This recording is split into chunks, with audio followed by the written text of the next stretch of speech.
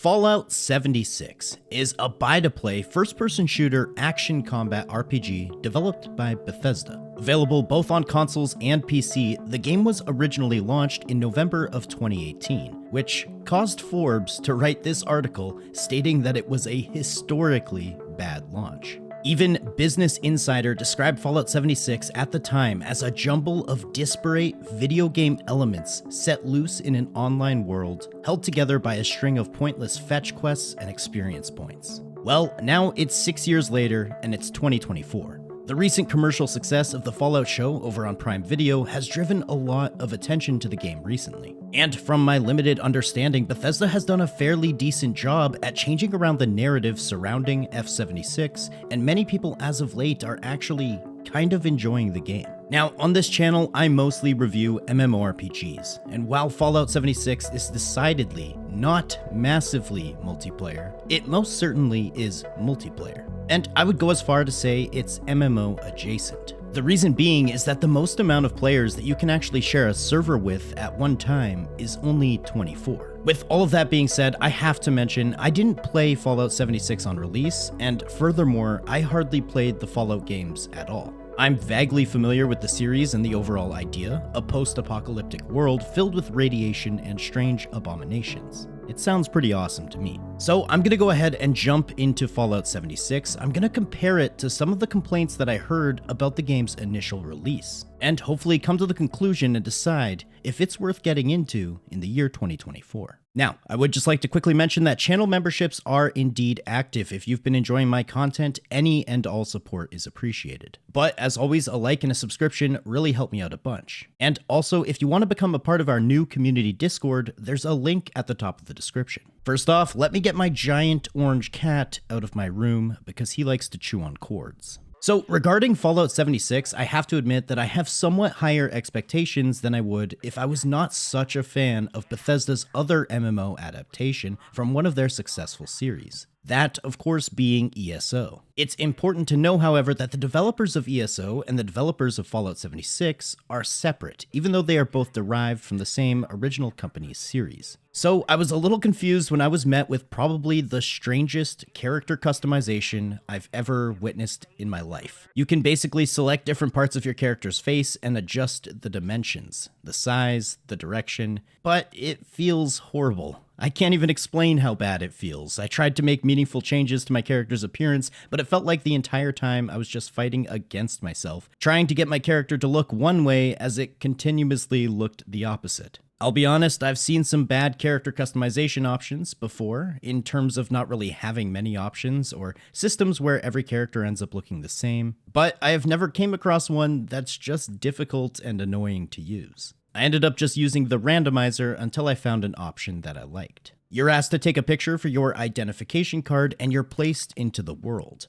You're in a vault safe from the nuclear fallout that lays outside, and you can look around. Now, what little I do know of the prior Fallout games is that this is basically the exact same user interface that you might find in those prior titles. I retrieved my Pip-Boy, and this is basically your main menu, where you can see your inventory, equipped items, quest log, etc. I made it through the rest of what is essentially a very quick tutorial before being given an option to choose between a fresh character, starting at level 2, or a battle-ready dweller, starting at level 20. The game mentions that the battle-ready dweller is the best option, and looking back on this now, after having quite a lot of playtime, I don't think I necessarily agree, unless you've played Fallout before. For someone like me who's brand new to the series as a whole, I think the much better option is starting from level 2. That way you can learn the basics and understand how the game functions. So that's what I chose. Level 2. Now, if any of you watching this video played Fallout 76 on release, you might notice a bit of a difference here. Besides just being able to start at level 20, there are NPCs and a main quest line. It's my understanding that since the game's initial release, the entire sort of main storyline that you'll follow along with has been redone. Also, there are now NPCs. That might sound like sarcasm, but no. The original idea, according to Bethesda, was that Fallout 76 was going to be an entirely multiplayer experience, where players would create their own stories and their own drama. Which to me just sounds like a really long way of saying we didn't have the time to create a story and NPCs. With that being said, the NPCs are here now, and so far the story seemed compelling and nicely voice acted. Hey Whoa, just a friend here. After speaking with these two ladies beside me and receiving my first quest telling me to visit the Waydot, I noticed a donation box. This is actually a location where other players can drop off things for other players to use. Most of them don't really have anything too interesting inside. However, if a veteran player has been around, sometimes they can leave massive amounts of resources for new players to get started. You'll find these boxes located throughout the entire game, so it's important to always check them out, just because you never know what you might find. Now, Fallout can be played in third-person mode, like so, or you can also use first-person. In the beginning, I was switching between these quite frequently, but as I kept playing, I ended up choosing to stick with the first-person mode most of the time. I found it much easier for combat and also finding and picking up smaller items. The game starts you out with a combat knife and a pistol. And speaking of combat, these ghouls came out of absolutely nowhere. I quickly dispatched them and found a silver pocket watch. Not bad. So, graphically, the game looked decent, though I noticed that things in the foreground tended to blur, and they only became more detailed as you got closer. I'm not sure if this is something I would be able to change in the settings, but otherwise the game looked really nice, and the atmosphere was perfect for the setting. Post-apocalyptic, almost horror-esque at times. You'll notice in the bottom right here you have a hunger and a thirst meter, as well as an AP meter, which basically acts as stamina. I've never really been a huge fan of constantly managing hunger and thirst in other survival games, and especially not MMOs. However, I will say you don't really need to pay too much attention to these, as I almost always had enough food and water to keep my character replenished. And on top of that, through the game's sort of class customization, you can get yourself perks which makes these drain at a much slower rate. I made it to a lumber mill and stumbled across my first workbench. These act as a sort of crafting station. There's many different kinds to make food or weapons or armor. This one in particular was a tinker's workbench where you can make accessories, ammo, throwables, and mines. But really, I was just excited to see that there is a sort of crafting system that I could play around with later. While completing a side mission, I stole some meat from a two-headed stag hanging in a tree before finding a grocery list on a dead body. Then I visited the Wayward and met up with Duchess. She sent me on a mission to find the Overseer's camp, which is essentially an introduction to the camp system within Fallout 76. I didn't yet have the materials or the know-how to create my own camp, but the game shows you the Overseer's camp, which includes a sleeping bag to rest in, a few workbenches, as well as a stash unit, which basically acts as a bank or a storage. At the armor workbench, I made myself a small backpack to increase my carrying capacity. Creating that backpack actually got me to level 4, and while searching through my menus, I noticed this, the level up button. Essentially, as you level up, you receive packs of cards. There are 7 different types of cards with 7 different attributes, which will grant you perks that allow you to specialize into any of those 7 attributes. People who are familiar with the Fallout series will find this to be a very similar, almost identical system to other Fallout games. But for someone mostly new to the series like me, I found it to be a pretty cool and unique system that allows for a lot of build variety. Now, while you're questing and traveling throughout the world, you'll notice that there are random events that happen in specific areas of the map. This one in particular had me destroying a bunch of robots that were taking over a fertilization plant. These events will give some XP, as well as a chance at legendary items. You can participate in them with other players to speed them up, and a new event generally happens every 20 minutes. I completed this specific event, Fertile Soil, and it got me to level 5. Finally, I was directed to set up my own camp. Basically, you can place this anywhere in the world, granted that it isn't too close to another player's camp, or in a place that's utilized by a quest. Your camp is also portable, so even though you might set it up in one location, you can always move it later on. The building system allows you to set up everything from actual entire buildings to cosmetics to usable and useful things like workbenches, stash units, vending machines that allow you to sell to other players, and even your own personal farm in order to maintain a steady supply of ingredients. I definitely didn't get the chance to fully delve into the camp system as much as I would have liked in my current playthrough, but with that being said, I can imagine this is where the true endgame comes into play. Having one of the coolest looking camps is a total flex, as any other player on the map can come and check it out. My camp, to start things off, had a water pump and a sign, so pretty pathetic, but hey, I was proud of it. While taking a look around the map to see what other players were currently in the world with me, I found someone who was apparently level 562. Which begs the question, what is the max level? Well, there's no level cap in Fallout 76. though you will stop receiving special points at level 50. However, every level after 50 will still allow you to receive cards that you can use to rank up your perks. Apparently, there are players with thousands of levels.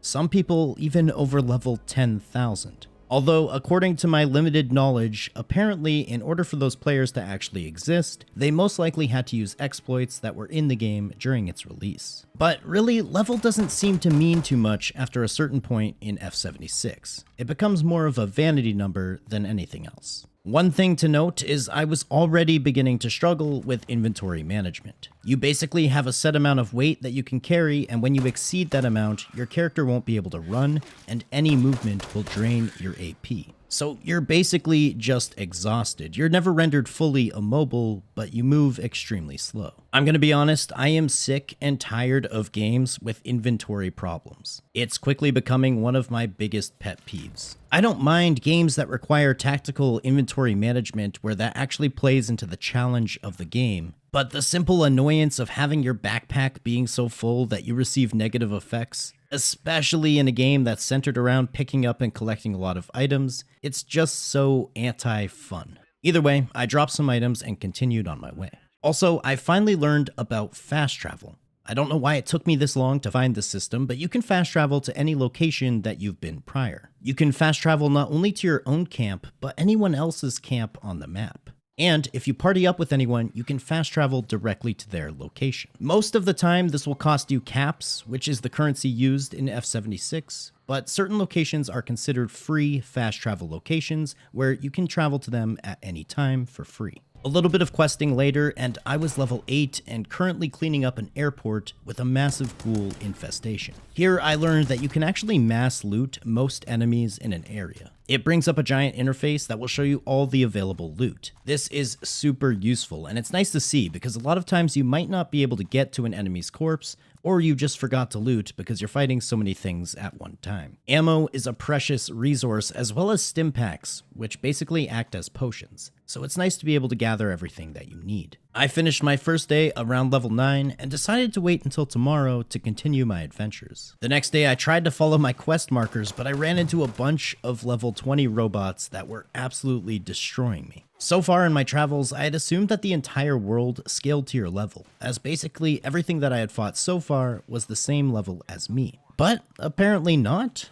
Luckily, I managed to get away. I unlocked a completely pointless door for absolutely no reason, and finally got myself to level 10. It was around this time that I really began to enjoy using the first-person perspective more often for combat. Headshots can be massively important in how much actual damage you do to an enemy, and I was starting to actually have a lot of fun getting into battles. My main shooter RPG from back in the day was Borderlands. The first one might be one of my favorite games of all time, so anything reminiscent of that is always really fun for me. A while later, I came across, for the first time, another player. The legendary Yeet Lord 69420. His camp was much more impressive than mine, so while he looked me up and down, I returned the gesture, as if to say, nice camp, dude. I noticed another NPC here named Yeet Lord 69420's ally, and I'm assuming that you can add allies to live in your camp with you to aid you on missions and things later on. While trying to mind my own business, I came across a level 30 Scorch Beast. A giant flying dragon, basically, that blasts you with radiation and does a ton of damage. I was no match for this thing, so fleeing was my only option. The Scorch Beast literally followed me for probably 3 minutes straight, burning through a ton of my stim packs.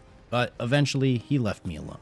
A bit of questing later rewarded me with a new revolver pistol that, unbeknownst to me at the time, would basically become my new favorite weapon for the foreseeable future. The thing had massive recoil and fired slowly, but it did huge damage, especially with headshots. Which was fairly fitting considering a few moments later I found myself involved in a good old-fashioned shootout. And I mean, what more fitting weapon to have than a .44 caliber revolver? I spent some time making a few more adjustments to my camp, adding all the relevant workbenches, which would allow me to repair, upgrade, and create new and better weapons and armor. And I decided to call it for the day. The next day I logged on and I decided to check out the Atomic Shop. This is essentially the in-game store where the currency used is atoms. You can earn atoms in-game by completing challenges, however, you can also purchase them with real-life money. Compared to a lot of games that I've played even in just the past few months, the store really isn't too bad. There's plenty of pay to convenience, which is arguably pay to win, but it's absent of level boosts, story skips. At least to me being a new player, the Atomic Shop didn't seem to be massively overpowered. Though I'm sure some more veteran players in the comments could get into the specifics of why or why not the Atomic Shop is good or bad for the game. But as a first impression, it seems fine when compared to a lot of other MMOs currently on the market. I continued my journey, making it to level 14, and eventually the Overseer actually gave me a quest which required me to be level 20 to continue with. I was participating in a dungeon quest and nearing what I thought was the end when the game randomly disconnected me. I relogged only to find out that I had to complete the entire dungeon again. That was rather annoying, but it was the only time that happened during my playthrough. I stopped to take a look at this admirable view, and really I was beginning to enjoy exploring this world. I was having a lot of fun playing Fallout 76, and I was looking forward to hopping on every day, especially once I found the slot machines. Another quest directed me to travel outside of the main map of Appalachia, which you can actually do using the Vertibird system. I was told to fly to Atlantic City for a quest, but this is when I stumbled upon expeditions. Expeditions are basically repeatable missions that you can do solo or with other players. So this first one that I tried to do involved learning about Atlantic City and the showmen who operate its casino. The mission was a complete blast. The enemies were more difficult, and I found it actually quite challenging to get through some of the objectives. Learning to hack into all kinds of computers located around the casino to purge their accounting records. And finally, culminating in a not-so-easy boss fight against Buttercup. Completing that expedition granted me over 5,000 experience, a bunch of nice weapons, and basically took me halfway through level 19. Afterwards, I participated in basically a fever dream, where imitating a clown, I hopped on stage and delivered my best stand-up comedy. Only to afterwards kill the actual clown that I was imitating. I got to level 20, and I could finally continue with the Overseer's quests. While fighting this Deathclaw, I picked myself up a sniper rifle, which I've always been partial to in shooter games. And a little while later, I found myself an even cooler sniper rifle that basically shot lasers. Next, I made my way into the Crater, learning more about the story of the world and the secret and hidden treasure within Vault 79. Without spoiling too much, I was actually really enjoying the storyline. The massive amounts of voice acting and presentation that have been put into the game is really well done, and super comical at times. I don't get the sense that the main storyline takes a super long time to complete, but it's highly enjoyable nonetheless. I found myself a new pistol, which had a nice sort of red dot sight on it, and I used it to take down this skulking fog crawler. Some of the enemies in this game will absolutely scare the crap out of you if they appear unexpectedly. I got myself to level 25 and unlocked special loadouts. Basically, you can have a few specific loadouts that you can change between regarding perks and your build. You do this by using a punch card machine, which you can build at your camp. I made the game-altering decision to raid Vault 79 with the Raiders faction, instead of the Settlers, which apparently will bar me from future quests with the Settlers and firmly commit me to the Raiders. And finally, we broke in. Using a sort of corner glitch, I was able to finish off this big bad robot, and after rescuing all the gold that was available within Vault 79, I was introduced to the gold bullion system. Basically, gold acts as a currency that will allow you to buy plans for all kinds of high-end weapons and armor that you can use later on. At this point, I felt like I had seen enough of Fallout 76 to offer some opinions on the game in 2024, and hopefully help decide for you if it's worth playing. I do want to mention that I've barely scratched the surface here. There are more story quests, group content, expeditions, weapons, items, crafting, etc. So much that I've barely even touched. But I wanted to make this video to compare it to the original sentiment that I heard about Fallout 76 on its release. Many said it was a buggy, unimmersive mess of a game that would have been better off as a single-player RPG than whatever the heck it was. So has Fallout 76 turned a new leaf? Well, for me personally, as someone who had never really played a Fallout game before, I actually thought this was a great introduction to the series. The story and the world was laid out in a really compelling and interesting manner that had me wanting to play, not only to level up and progress, but also just because I was constantly curious about what I would stumble across next. The game employs a certain deadpan humor that only a post-apocalyptic world could, and I genuinely just enjoyed myself. The combat and the gunplay is standard, but really well done. I personally ran into almost no glitches in my time playing and no bugs. As far as I can tell, the majority of exploits that players were using on this game's release have mostly been fixed. My one regret is not really getting the opportunity to try playing with others, as I've heard that Fallout's community is very helpful and friendly to new players. But at the same time, as a solo experience, I found it to be challenging and fun when I finally completed a difficult expedition or solved a puzzle. No, Fallout 76 is definitely not an MMORPG,